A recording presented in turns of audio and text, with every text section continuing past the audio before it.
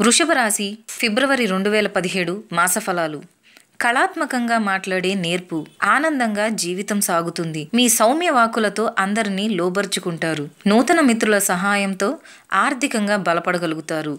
వృత్తిరీత్యా గ్రహ ప్రభావం ఉంటుంది. ప్రైవేటు సెక్రటరీలు, సేల్స్ మెన్, ప్రకటనలు చేసేవారు అనుకూలిస్తాయి. విలాసవంతమైన జీవితాన్ని కోరుకుంటారు. ఖర్చు ఎక్కువ చేస్తారు. కూరగాయల వ్యాపారులు, రంగులు, పెయింట్లు అమ్మేవారు, పూలమాలలు, డిజైనింగ్ వారికి అనుకూల కాలం.